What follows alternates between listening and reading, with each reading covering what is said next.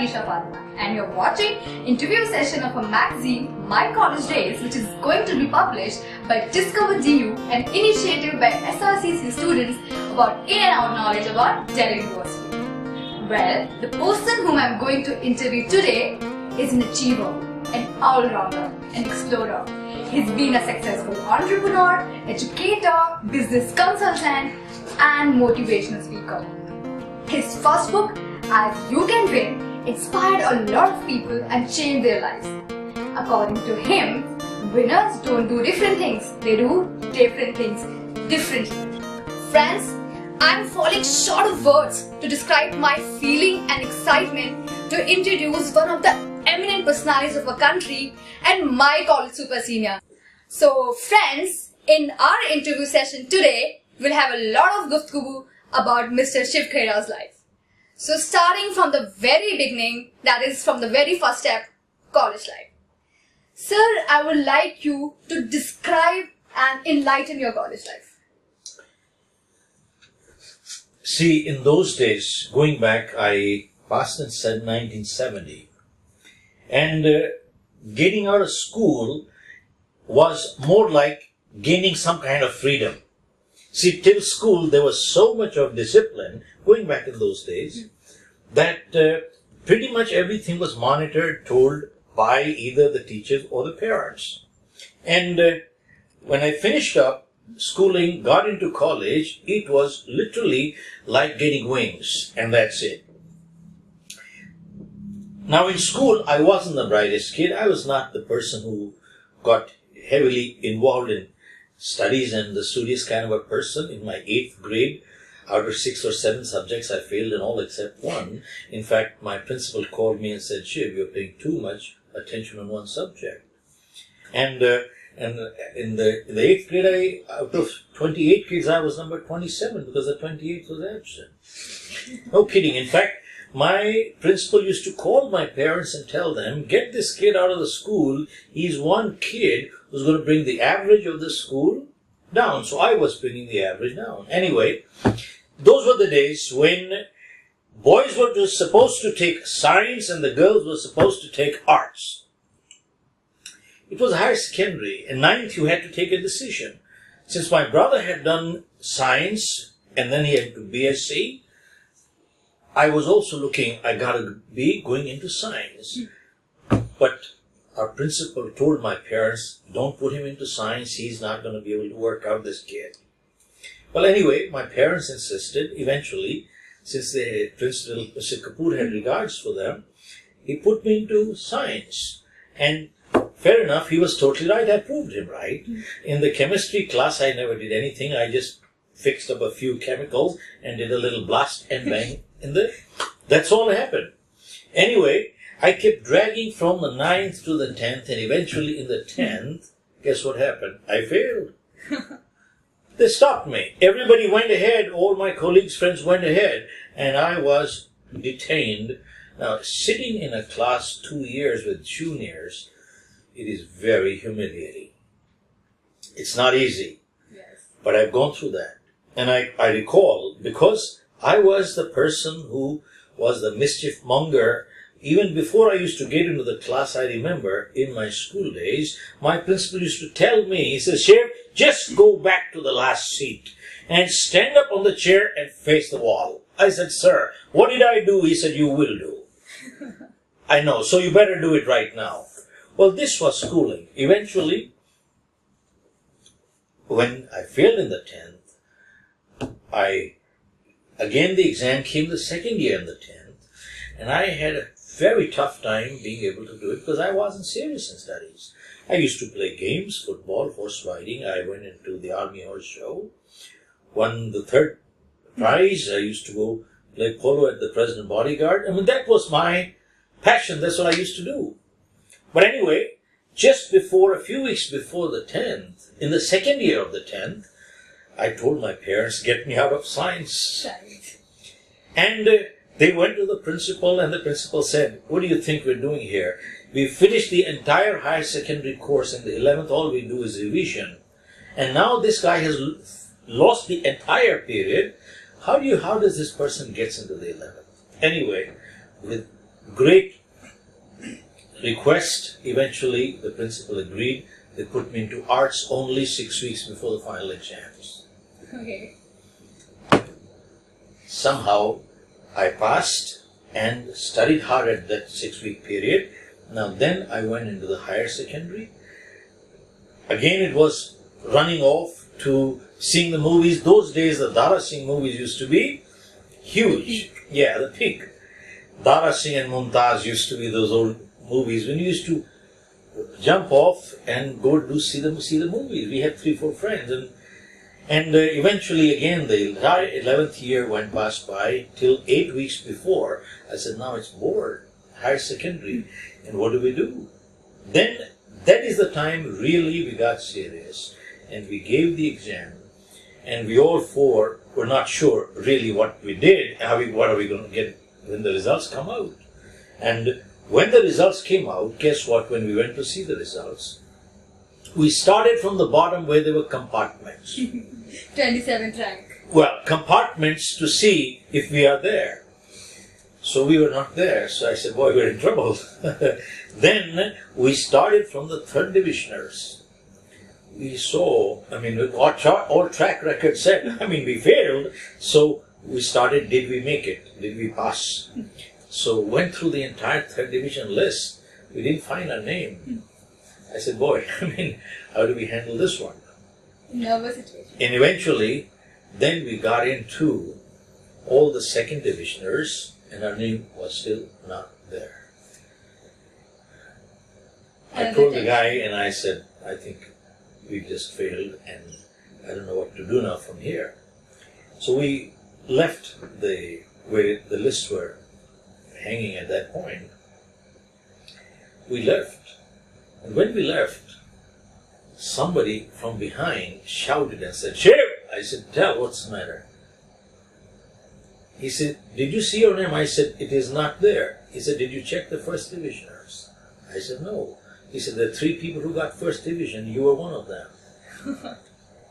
And I was absolutely pleasantly surprised.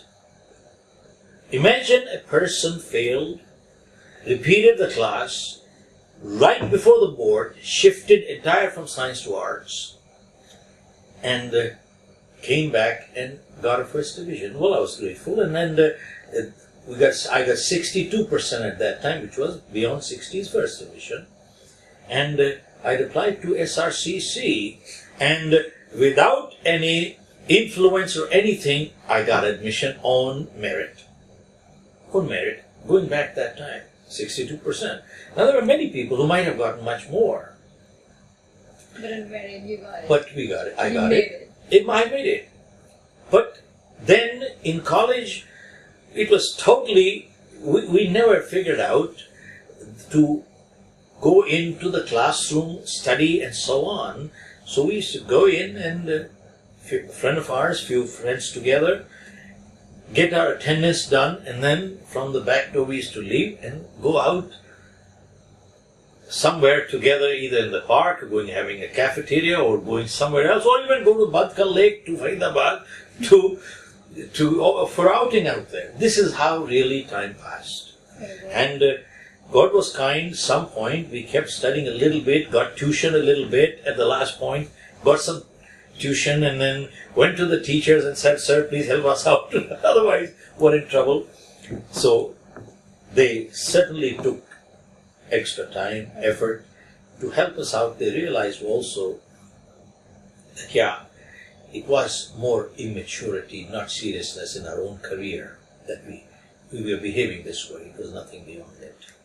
So gradually moved on, and then I cleared my BCom, and that's the end of it. But we had coal mines in India. They got nationalized. You must have read that.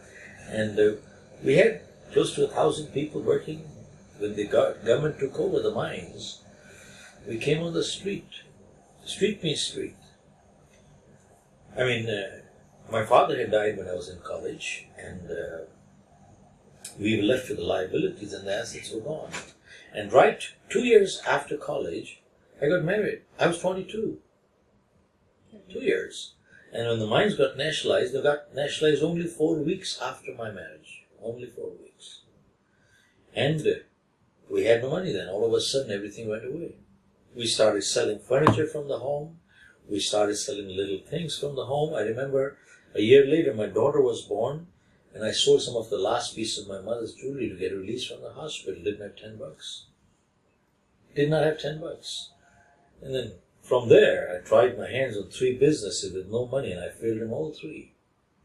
And eventually, 1975, November 13th, I left India, and my sister sponsored me, went to Canada first, and then to US, and started life washing cars door to door with a bucket in my hand for 2 years. And nobody to hire me. I'm not that educated person. And gradually, from there, got into selling vacuum cleaners door to door. And then from there, got into selling life insurance, which was, in my opinion, the best thing that ever happened to me in my life. Right at that time, I got exposed to people like Dr. Norman Vincent Peale, who was in the book Power of Positive Thinking. They came in town, and I also went there, paid money to enter into that congregation and meeting, which money I didn't have, I had borrowed, and sat through. That was one of the turning points in my life. Okay. It really helped. And that day, what he said literally made me realize that in life, many times, we are our own biggest problem. Our thinking is the biggest problem. Our attitude is the biggest problem. You see, nothing changed outside, something changed inside, and the direction changed. Nothing changed outside. Imagine, one time a person like me kept failing. Same person was excelling in sports. Same person got a first division. Then again, was not serious about my studies and education. And when the mines got nationalized, you have nothing to fall back on.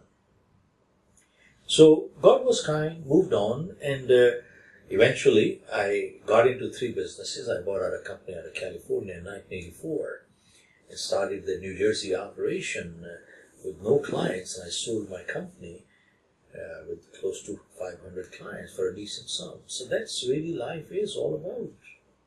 And you see, many times when people look at people like me, you know what they say? Oh, this guy must be lucky.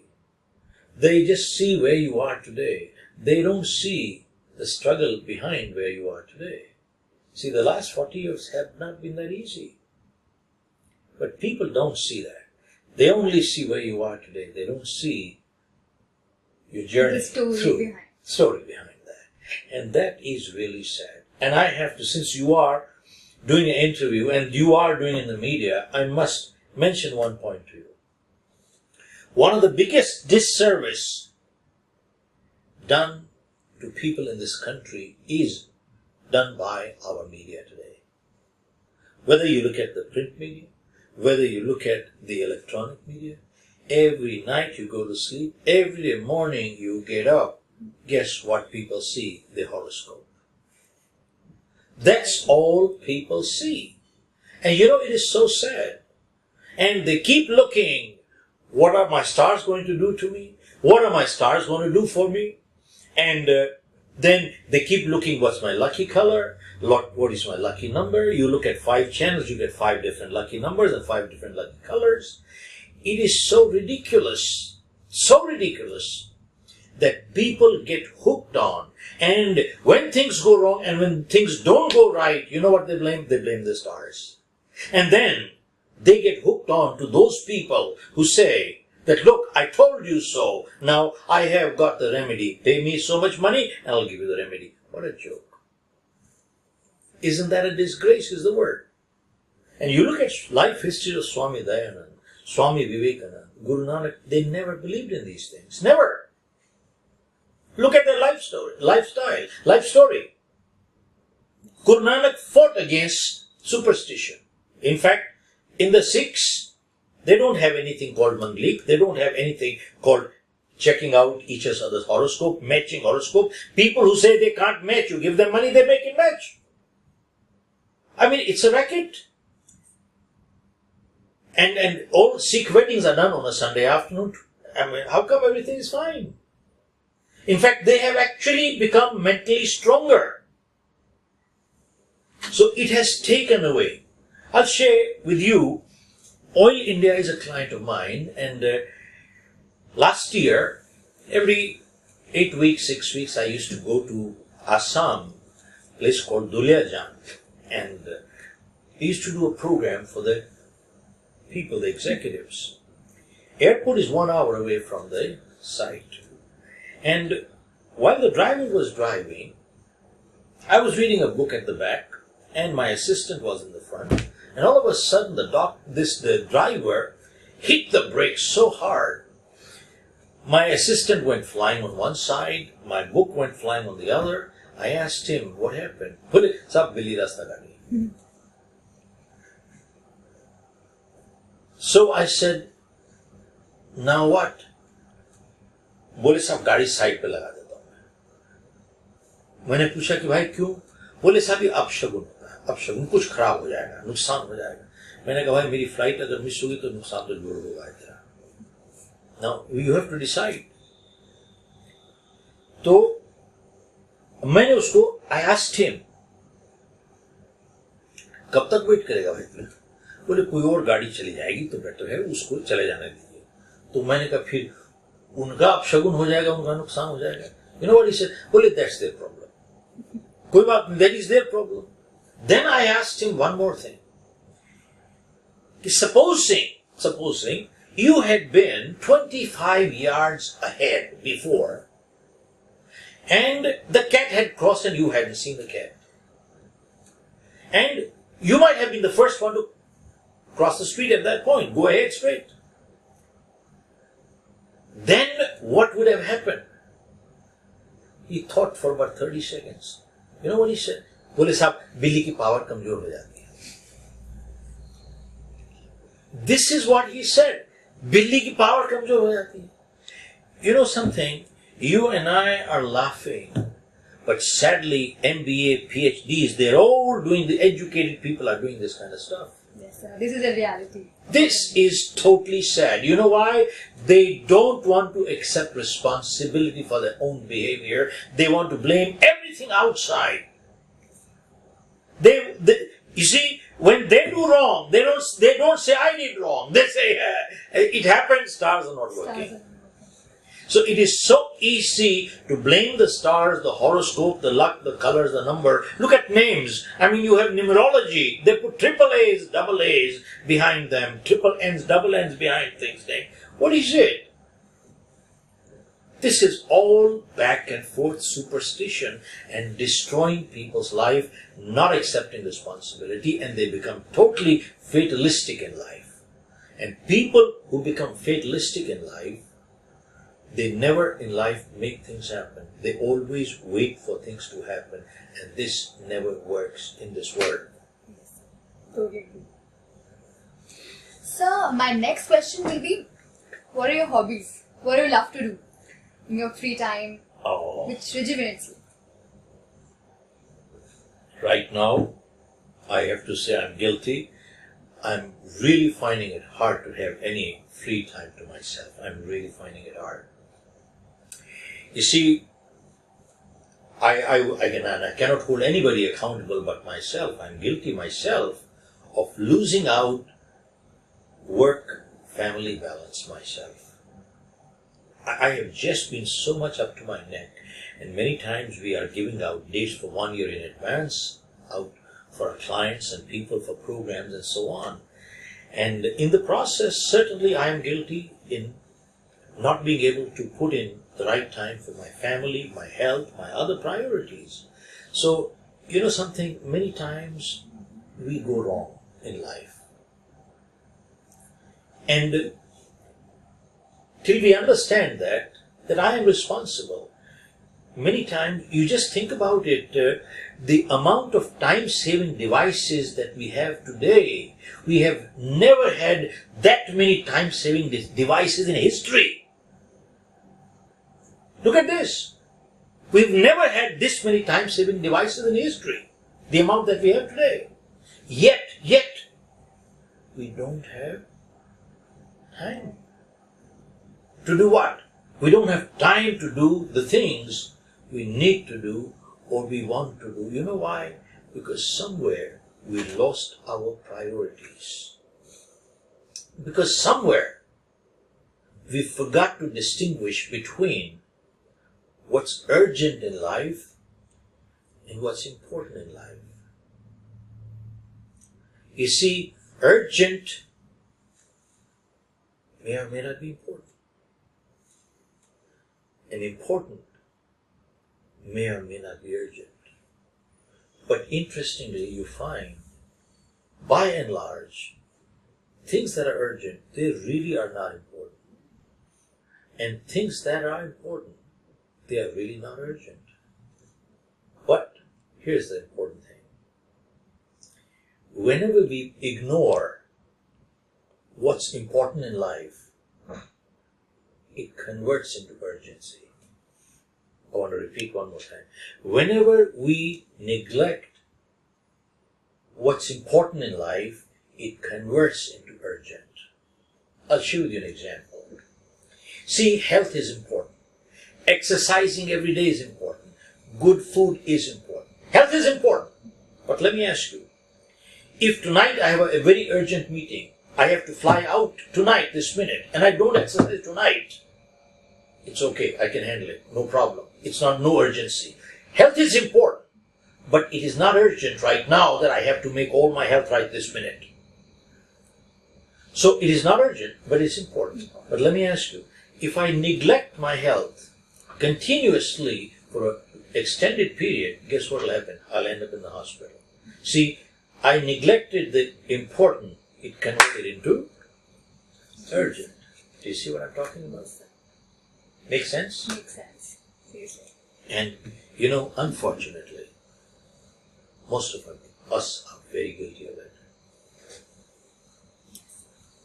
And, in fact, I've just sent out an article, we're just sending out to the press in New York and Singapore and other places for an article to be published, because I was just addressing some business schools, and I addressed about 6,000-7,000 people in Singapore and Malaysia. And I mentioned this is especially true for all of us today, and especially the young graduates.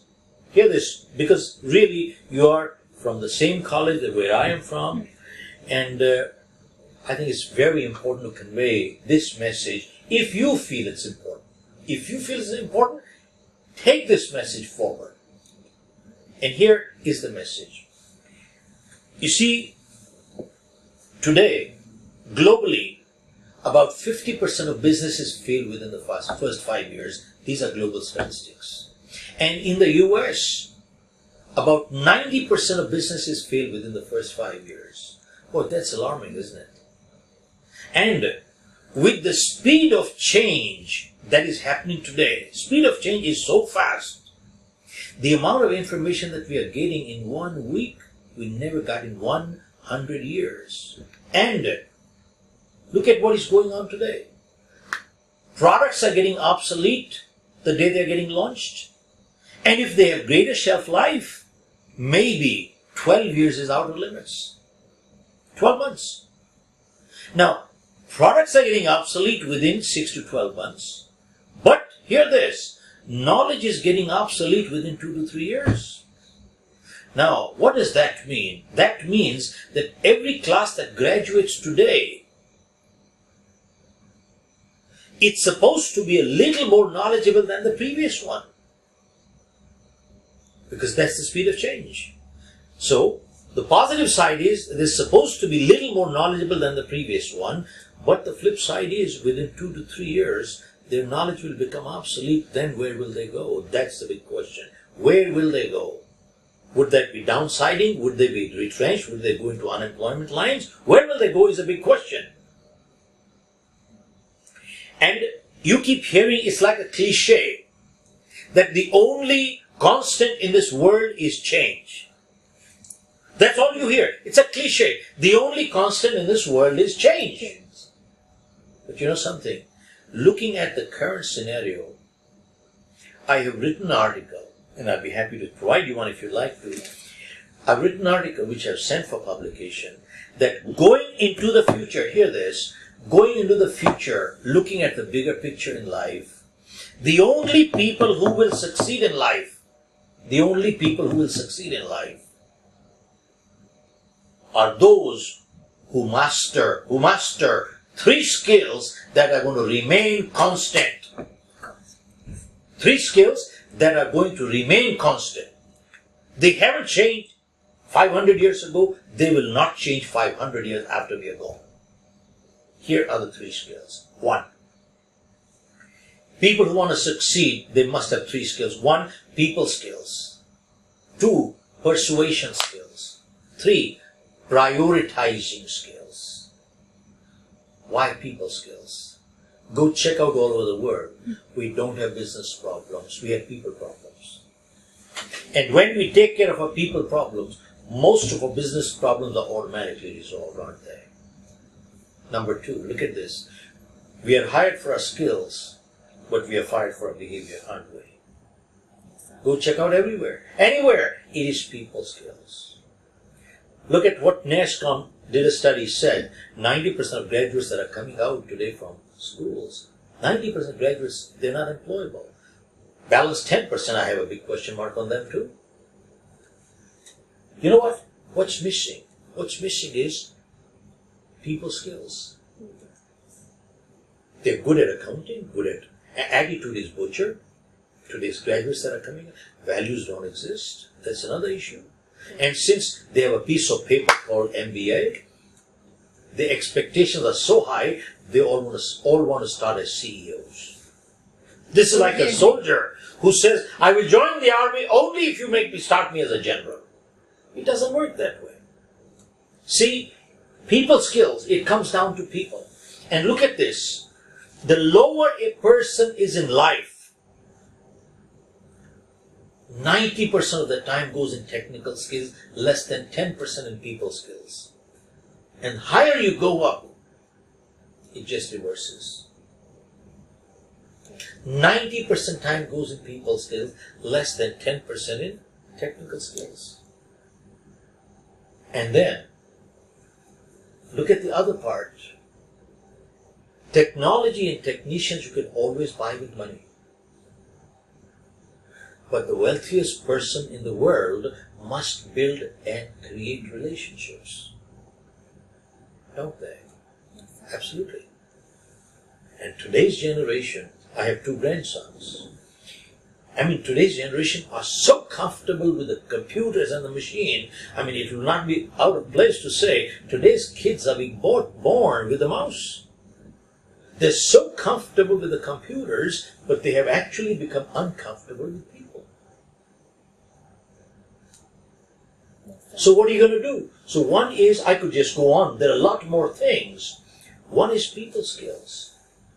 And again, it comes back to integrity. Go look at the Western world. I've been in the US now 40 years. Go look at the Western world. What has happened? There's 60 to 70% divorce rate. California, 90% divorce rate. People are getting married, divorced, remarried, redivorced. And remarried, redivorced. So what is it? Something is missing. Something is what? It is our people skills, commitments, integrity, attitude that is messed up. Totally agree. Okay, so you see, then comes to, second is persuasion skills. I was addressing a B school the other day, in fact some time ago, and pretty much the marketing professor, everybody talking, going, explaining to them, all sales are B2B, B2C, B2B, B2C, B2B, B2C, B2B, B2C. What is B2B, B2C? So I asked them, and they gave whatever is the cliched part, B2B, business to business, B2C, business to consumer. Technical answer. I said, you know something? That is all ridiculous. See, people buy things from people they like. And people buy things what they want to buy, not what they need to buy. And then, crucial thing is, in my book, which I've given here, You Can Sell. This is the one, You Can Sell. You see, in this book, when I launched this, people asked, is this book for salespeople? So I turned back and asked them, who's not selling? I gave a definition. Anyone who sells a product, service, or an idea is a salesperson. See, anyone who sells a product, service, or an idea is a salesperson. Based on this definition, you tell me who's not selling. A candidate at a job interview, what's he doing? A lawyer arguing in front of the judge for his client, what's he doing? A boy girl proposing to get married, what are they doing? A politician giving speeches to get votes, what's he doing? What am I doing right now? I'm selling.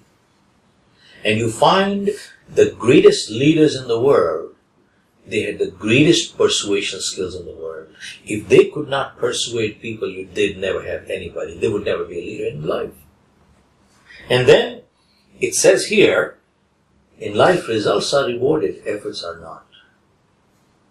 You see, think about it. We judge ourselves by our intentions. But the world judges us by our actions, isn't it? Isn't that so true? It's true.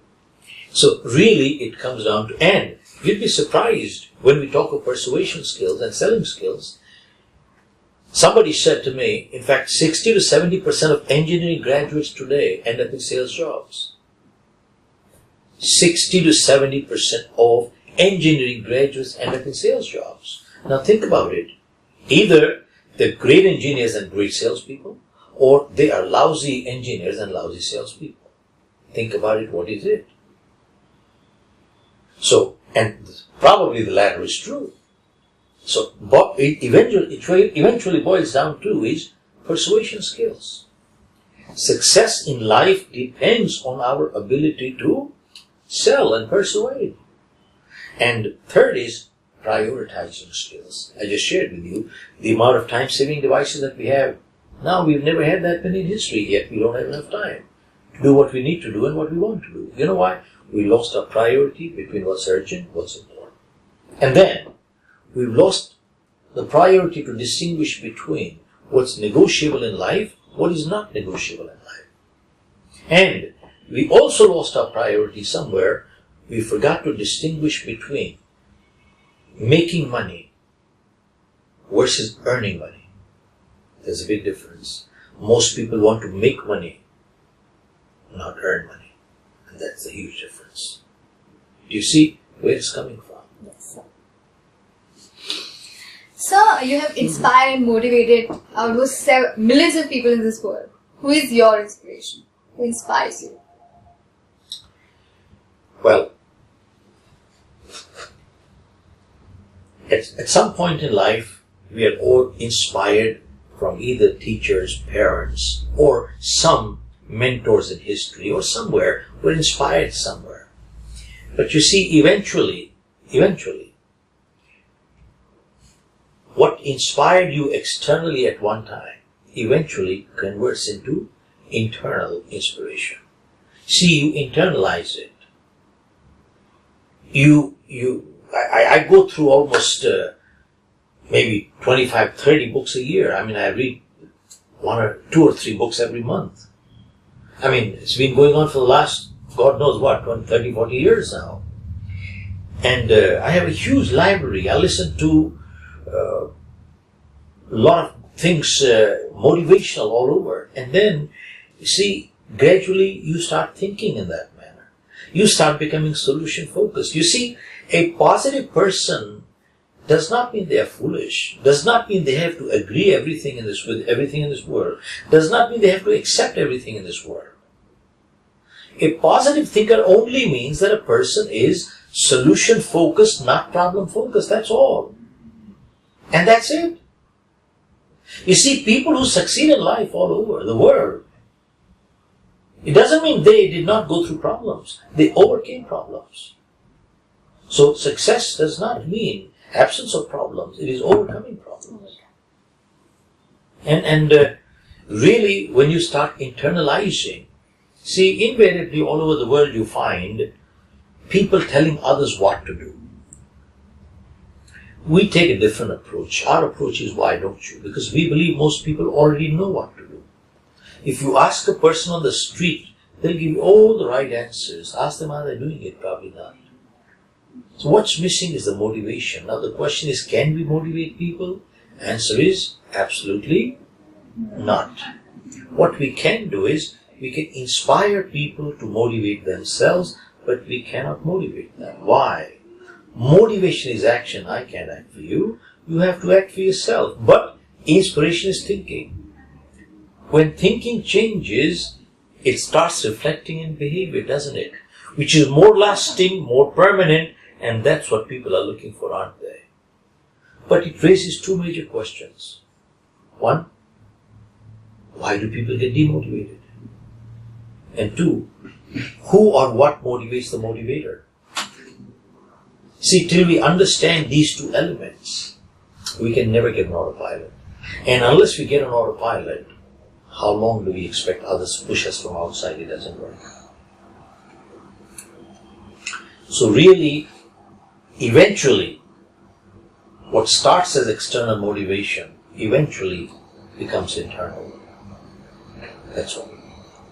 Okay. So we are in the last part of our interview. What message would you like to convey to parents, students? My only message is, follow the 3 P's. Master the 3 P's. People skills, persuasion skills, and prioritizing skills. And eventually, people live with people, not with degrees, not with computers, not with technology. That's all. Thank you, sir. So this was all with Mr. Shiv Khera, sir. So as I say again, like every time, I'll be back with new personality and new place. Till then, signing off, Arisha Farma. Goodbye.